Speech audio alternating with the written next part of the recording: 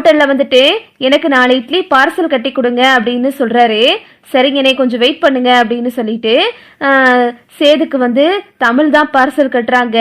4 இட்லி எல்லாரும் வச்சு பார்சல் கட்டிக்கிட்டு இருக்காங்க. கட்டிக்கிட்டு இருக்கும் போதே ஹோட்டல் ஒன்று சொல்றாரு, ஏமா உள்ள அடுப்பு அமத்தாம அந்த ஆள் போயிட்டாரு போல, அடுப்புல சாம்பார் கிடக்கு, கொஞ்சம் என்ன ஏதுன்னு பார்த்து ஆஃப் பண்ணிடுறியாமா அப்படின்னு சொன்னதும் தமிழ் வந்து பார்சல் கட்டிக்கிட்டு இருக்கும் போது அப்படியே வச்சுட்டு உள்ள போறாங்க. உள்ள போயிட்டு தமிழ் வந்துட்டு அந்த குழம்ப கிண்டி விடும்போது அவங்க கையில வந்து குழம்பு பட்டுருது. கொதிக்கிற குழம்பு கையில பட்டதுமே தமிழ் துடிக்க ஆரம்பிச்சிடுறாங்க. ஐயோ அப்படின்னு சொல்லிட்டு கத்துறாங்க. தமிழோட சத்தத்தை கேட்டுட்டு சேது வேகமா உள்ள ஓடுறாரு. தமிழ் கைய பார்த்தா காயம் பட்டுருச்சு. சேது வந்து வேகமா தமிழ் கைய பிடிச்சு தண்ணி எடுத்து கழுவி விட்டு பக்கத்துல இருக்க துணியை வச்சு தொடச்சு விடுறாரு. சேதுவும் தமிழும் ஒருத்தருக்கு ஒருத்தர் பாத்துக்கிறாங்க.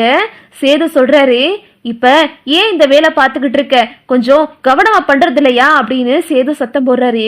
உடனே கடை ஓனர் ஓடி வந்து, என்னமாச்சு, ஏமா இப்படி கொஞ்சம் பார்த்து கவனமா வேலை பார்க்கறது இல்லையா, எதா இருந்தாலும் கொஞ்சம் கவனமா வேலை பாருமா, இது அடுப்பு சம்பந்தப்பட்ட விஷயம், முன்ன புண்ண கையில பட்டுருச்சுன்னா என்னமா ஆகுறது அப்படின்னு அவரும் சொல்றாரு.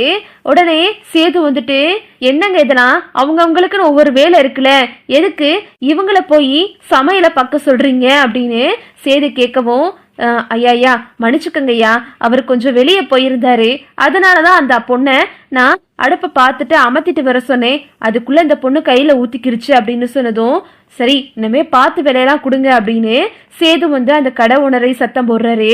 அப்புறம் தமிழ்கிட்டையும் சேது சொல்றாரு, வயிற்றுல பிள்ளைய வச்சிருக்க, வயிற்றுல ஏதாவது பட்டுச்சுன்னா என்னத்துக்கு ஆகுறது அப்படின்னு சேது வந்து தமிழ்கிட்ட சொல்றாரு. உடனே தமிழ் வந்துட்டு, அதெல்லாம் ஒன்றும் ஆகாது, நீங்க எதுக்கு இவ்வளவு துடிக்கிறீங்க அப்படின்னு தமிழும் கேட்குறாங்க. பாவமேனு வந்தேன், ஏதோ புள்ளத்தாச்சு புள்ள கையில அடிபட்டுருச்சுன்னு வந்தா ரொம்ப ஓவரா தான் பண்ற அப்படின்னு சேது சொல்லிக்கிட்டு இருக்காரு.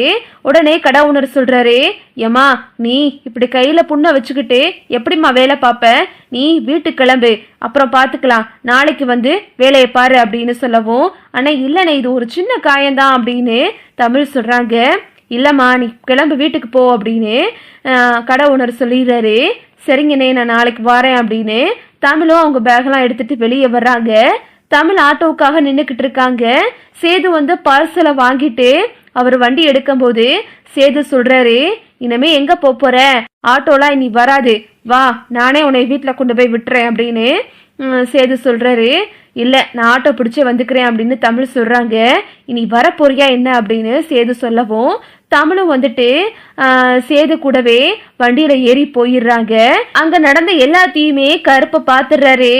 ஓஹோ மாப்பிள்ளைக்கு இம்புட்டு பாசத்தை வச்சுக்கிட்டு தான் அவன் இவ்வளவு நடிப்பு நடிச்சுக்கிட்டு இருக்கான், உள்ள பாசம் இருக்கு, வெளியே எதுவுமே இல்லாத மாதிரி பண்ணிக்கிட்டு இருக்கான், சரி சரி எங்கிட்டும் நல்லா இருந்தா சரிதான் அப்படின்னு கருப்பும் வீட்டுக்கு போயிடுறாரு. வீட்டுக்கு போயிட்டு தமிழும் சேதுவும் ஒன்னா இறங்கி வர்றத இந்த ஈஸ்வரி பாக்குது. அடியே அங்க பாரடி, அவன் என்னடானா அவன் கூட வண்டியில வந்துகிட்டு இருக்கான், இவனுக்கு கொஞ்சம் கூட புத்தியே இல்ல, இவன் என்னடானா விவாகரத்து வாங்க போறேன்னு சொல்லிட்டு இவ கூட போய் கூத்தடிச்சுக்கிட்டு இருக்கான், என்னத்த சொல்ல அப்படின்னு இங்கிட்டு ஈஸ்வரி சித்ராவும் பேசிக்கிட்டு இருக்குங்க. தமிழ் வேகமா இறங்கி உள்ள போயிட்டாங்க. அப்புறம் பார்த்தா கருப்பு வந்து ஹோட்டல்ல நடந்த விஷயத்த அப்பத்தா கிட்ட போய் சொல்றாங்க. ரொம்ப நல்ல விஷயம் சொன்ன கருப்பு, இந்த வாய்க்கு நான் சக்கரை தான் போடணும், எப்படியோ 2 பேரும் ஒருத்தருக்கு ஒருத்தர் பாசமா நடந்துகிட்டா சரிதான், எப்படி இருக்கு தமிழ்ச்செல்வி கையி அப்படின்னு கேட்கும்போது, அது ஒன்றும் சின்ன காயம்தான் அப்பத்தா, நீ எதுவும் கவலைப்படாத, நீ படுத்து தூங்கு, உன் பேரனும் பேத்தியும் என்னைக்கு இருந்தாலும் ஒன்று சேருவாங்க அப்படின்னு அப்பத்தா கிட்ட கருப்பு சொல்றாரு. அப்பத்தாவும் இதை கேட்டுட்டு ரொம்பவே சந்தோஷமா தூங்க போறாங்க. இதுதான் அடுத்தடுத்து நடக்க போகுது. ஓகே விவோஸ், இந்த வீடியோ உங்களுக்கு பிடிச்சிருந்தா லைக் பண்ணுங்க, ஷேர் பண்ணுங்க, மறக்காம நம்ம சேனலை சப்ஸ்கிரைப் பண்ணிக்கங்க. தேங்க்ஸ் ஃபார் வாட்சிங்.